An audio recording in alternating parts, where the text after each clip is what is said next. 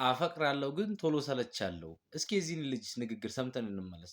አፈቅራለሁ ግን ቶሎ ሰለቻለሁ። ኧረ ተው እውነት ለዛ ነው እስካሁን ያላገባሁት። በዚህ አጋጣሚ ማስታወቂያ እንስራ እዚሁ እንዴ ነፃ ነኝ ያልከው? ነፃ ነኝ። አዎ እንትን አለብኝ የመሰልቸት ነገር አለብኝ። ኧረ ተው ቶሎ ሰለቻለሁ። አላፈቀርክም። ብታፈቅር ኖሮ ስልቹ አትሆንም። አንተ የያዘ ፍቅር ሳይሆን ፍላጎት ነበረ ማለት ነው ከነዚያ ሴቶች።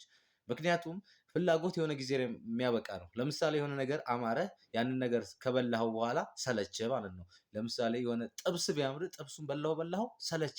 ፍቅር ግን እየበላኸው የሚርብህ እየጠጣኸው የሚጠማ ነገር ነው ማለት ነው። ስላላፈቀርክ ነው ስልቹ የሆንከው። ስለዚህ ከልብህ አፍቅር። ሴቶችም ሆኖች ወንዶች ከልባችሁ ካፈቀራችሁ ያ ሰው አይሰለቻችሁም። የሰው ልጅ በባህሪው ስልቹ ነው። ፍቅር ግን ስታፈቅሩ ግን ፍቅር ያፈቀራችሁትን ሰው ወይም እያንዳንዱ ነገር ሁሌም አዲስ አድርጎ ያሳያችኋል። ስለዚህ በፍቅር ግንኙነት ውስጥ ያ ሰው እየሰለቻችሁ ከመጣ ኔቨር አታፈቅሩም። ፍቅር አልያዛችሁም። ፍላጎት ነው። ፍላጎት ደግሞ የሆነ ጊዜ ላይ ያበቃ ነበር ማለት ነው። ይመቻችሁ።